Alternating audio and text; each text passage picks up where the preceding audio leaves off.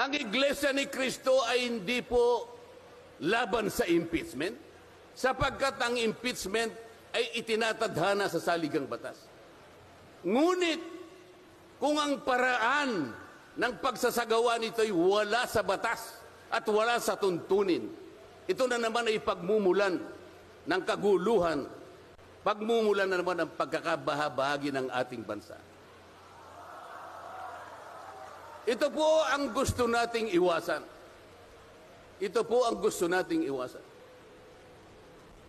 Iniimbestiga nila po yung confidential funds.